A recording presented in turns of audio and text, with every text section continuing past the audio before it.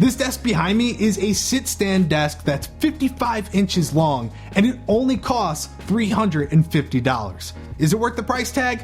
Let's find out after this word from today's sponsor. This video is sponsored by Wondershare Demo Creator. Screen recording and video editing simplified for all. Available for free for both Windows and Mac. They just released version 4, which comes packed with new features. Now you can do green screen, add in stickers, awesome captions, and so much more. Even screen capture has new features like zoom and recording area. You can download Wondershare Demo Creator for free today by clicking the link in the description.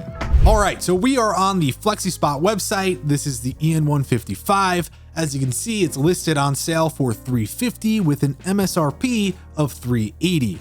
Now let's actually check out the things you can customize. So first and foremost, the frame color is either gray, white, or black.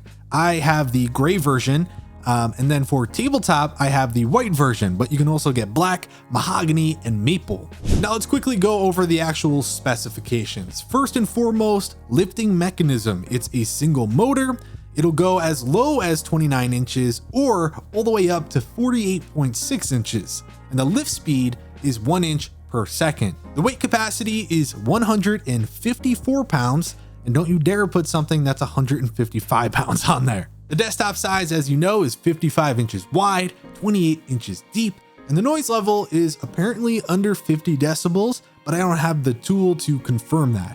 And finally, warranty, 5 years for the frame, motor, and other mechanisms, and a 2-year warranty for the controller, switch, and electronics. Now that we've covered the customization and specifications of this desk, it's time to get to the nitty-gritty. There's really only one question.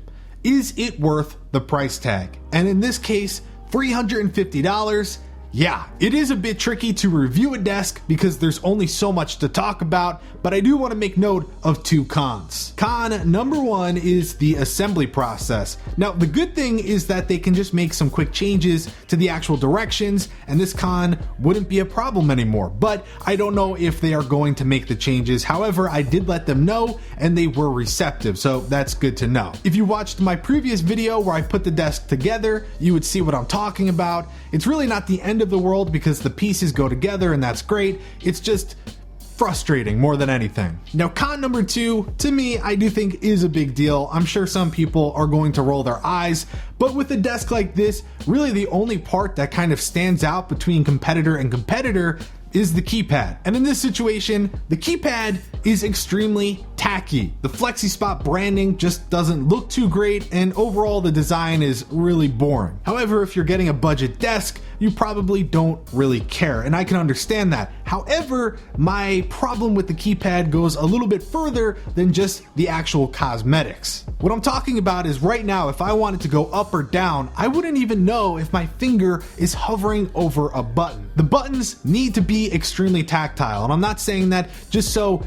I can look this way and make the desk go up. I'm actually talking about when the desk is going up, sometimes it just thinks that I let go of the button because you really have to jam your finger in there to get it to go up. I do feel like maybe the slightest little bump on some of the buttons, but it's not obvious at all. And so for me personally, I'm okay with a tacky looking keypad as long as I can actually feel each button individually. And that's where my con list ends, because honestly, it's a desk. It goes up, it goes down, it doesn't move when I shake it, and yeah, it's a desk. However, I do want to quickly touch on the other accessories that were provided to me by Flexispot. Again, they didn't pay me for anything, but they did provide all of this for free for an honest review. As you can see behind me, I have 2 24-inch monitors, and those are mounted using their dual monitor arm, the D1DP, I believe. I'll be completely honest, there are very similar dual monitor mounts for about half the price on Amazon with great reviews. So I don't really think you need to go and spend the extra money on this one behind me. Although I did like the actual way that the clips kind of can come on and come off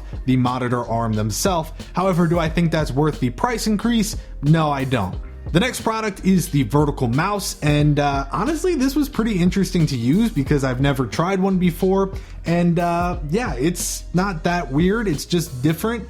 And I think if you do suffer from wrist pain, this could probably provide some relief because you are holding it like this rather than laying your wrist flat. So if you're interested in that, definitely check it out. It's pretty cheap, but I would not use this on a daily basis and definitely not use it for gaming. The final product they sent me was a Wobble Stool, and honestly, I just ended up not actually enjoying a Wobble Stool as a whole. Nothing against their product. The assembly process literally takes 2 seconds, very straightforward, and the overall quality is really nice for the price. So if you're in the market for one, I actually do think that is the one accessory from Flexispot that I would recommend. However, I didn't enjoy it. I would much rather sit down or just stand up.